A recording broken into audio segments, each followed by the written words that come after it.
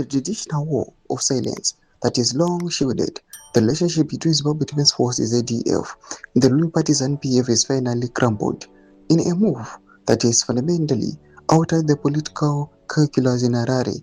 Retired Air Marshal Henry Muchena has stepped out of the shadows to deliver what many insiders are calling a final warning to the civilian leadership. His recent statement, "The army is watching," is not merely a passive observation, it is a calculated warning. For years, the Zimbabwe Defense Forces have been the backbone of ZANU-PF's survival, but the bond is fraying. Sarabira Mashkobra questions General Mchena's final warning, while the military is quietly preparing to deal with the ZANU-PF.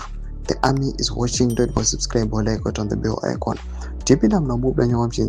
Our analysis suggests that the significant faction of the military is growing weary of the Uganda, the wealthy elite, and the Mavikizolos newcomers who are seen as looting the nation's resources while the rank and file soldiers struggle.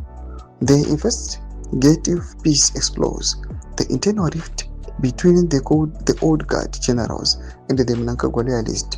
We examine the specific conditions under which Muchena hinted the army would advise accordingly, a military euphemism for intervention, by connecting the dots between recent retired generals' meetings and the increasing economic hardship within the barracks. We review why the military may now view ZANU-PF itself as a national security threat. This is not just news, it is a documentary-style breakdown of a looming second Operation Restore Legacy.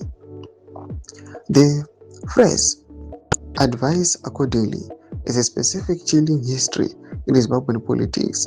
It was the same language used by the late General Vitalis Zvanashe in 2002 when the military first declared it would not salute anyone without liberation credentials.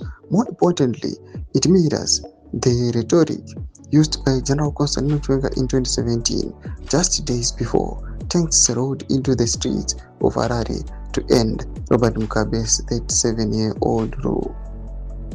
At the heart of the beginning conflict is a deep-seated resentment within the military ranks against two specific groups, the Uganda and the Mafikizolos. The Ugandans, a Shona team for the ultra-wealthy elite, are seen as the primary beneficiaries of the Second Republic, while the country grapples with the introduction of the new currency and fluctuating inflation. The elite class continues to flaunt obscene wealth, often linked to government contracts, mining concessions, and the murky world of gold-backed finance. Doma developments aripo patiri kuona kuti panguva iro zviri kunzi the army is watching. Tiona the ZDF ichinzi aiwa yasara nepadiki kuti itore action against ZANU-PF. Buda comment section medu dzafundo aim to leave on the page. So subscribe or like, chat on the bell icon.